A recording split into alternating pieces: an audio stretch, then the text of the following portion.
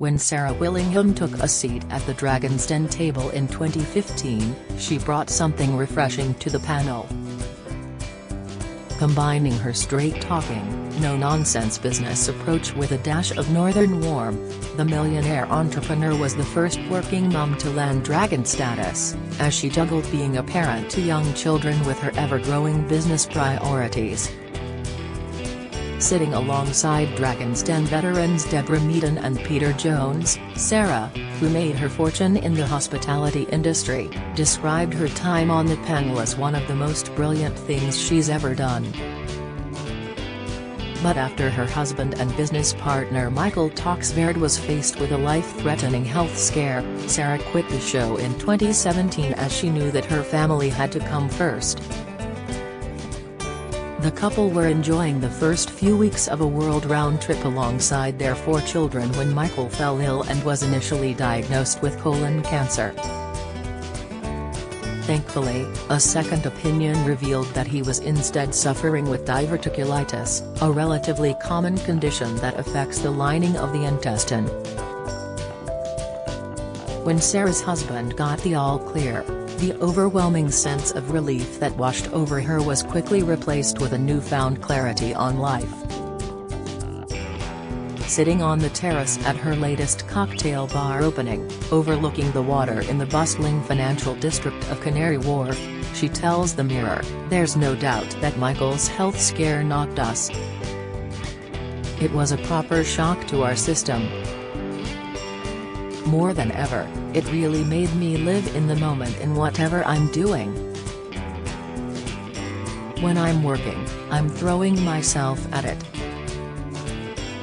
When I'm with the kids, I'm with the kids, when I'm with Michael, I'm with Michael. I used to try and do 10 things at once. But I've just realized that, looking back, I was just bad at all of them. Now, I'd rather do fewer things and go all in and be good at them. It definitely makes me value the things I'm doing. It also made me realize that I really only trade in one thing, and that's time. That's all of there really is, the rest is all noise. And I'm not talking about big picture time, I mean today, tomorrow, this week.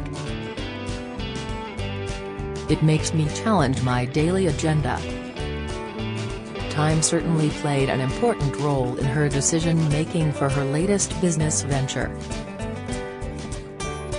The move, which was described as bonkers by her brokers, also proved that Sarah isn't afraid to take risks at the right moment.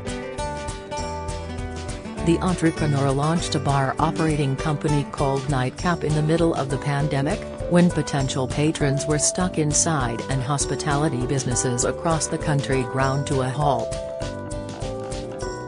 Trusting her gut, Sarah was struck by the changes in the property market during COVID and used it to her advantage when launching her bar group. According to her, the pandemic created a power shift between tenants and landlords that saw a large array of commercial sites hit the market at more favorable rates. This, combined with the high demand for premium cocktails and the appeal of working with hospitality entrepreneurs who are hungry to recover lost ground from lockdown setbacks, made her take the plunge. She explained, "The property market changed completely. During the course of those 5 months since the beginning of lockdown, we'd seen the balance of power shift from landlord to tenant, and I'd never seen that in my whole career. The concept didn't go down initially with advisors, but soon paid off." Sarah floated the business in January 2021, without a single bar, for £12 million. Now, it's worth £40 million with nearly 40 bars on its roster. At the time, I heard the word bonkers quite a lot. We came up with the idea in the summer after the first lockdown. There was no vaccine, but we'd had the Eat Out to Help Out scheme. that showed us that across most demographics there was huge demand, particularly from late Gen Zers and millennials. It was very clear, we're pack animals, we need to socialize.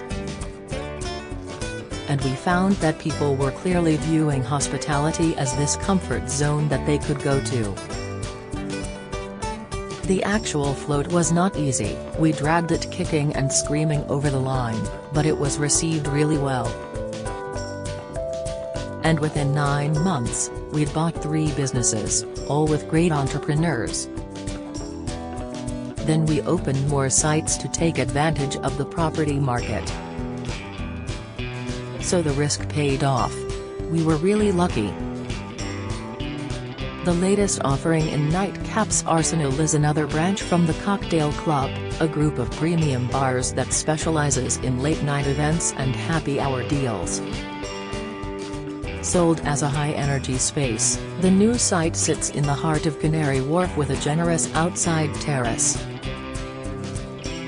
Inside, punters can expect a theatrical feel with Art Deco accents and moody lighting. The chandeliers and disco balls are offset with graffiti and plenty of greenery, making it an eclectic mix that's full of grandeur and speakeasy charm. Before Sarah cornered the cocktail market, food was her forte. Following high-profile roles at Planet Hollywood and Pizza Express, the entrepreneur bought Bombay Bicycle Club and transformed it into the UK's largest Indian restaurant chain. Selling her share made Sarah a millionaire at the age of 31, and she's hoping that her successes in hospitality will change the narrative around opportunities within the industry. We touch so many people in hospitality, but so many people see it as transient and not a career. In living, breathing evidence of the opposite. You can have great fun while learning how to run a really good business. If you can run a bar, you can run a business.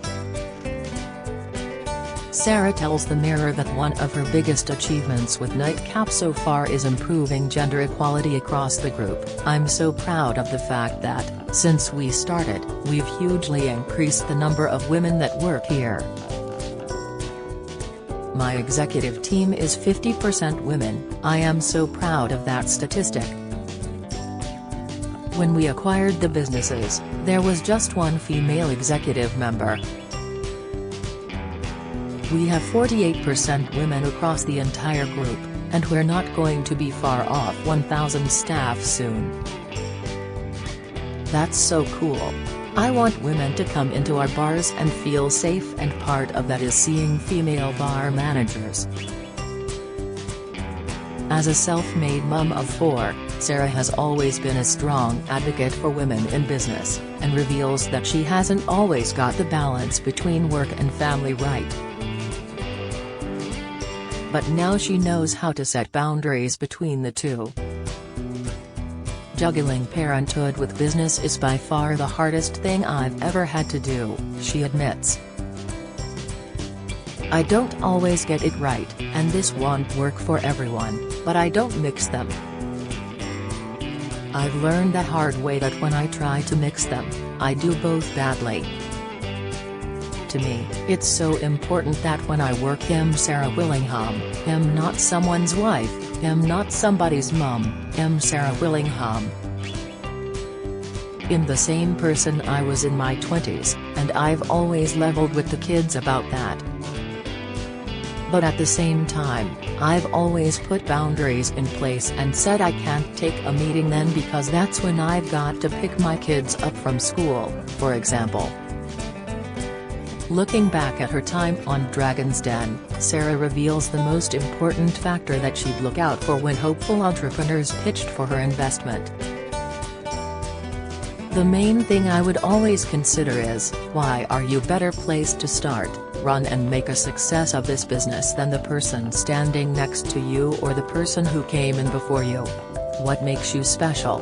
That's the part I really won't budge on.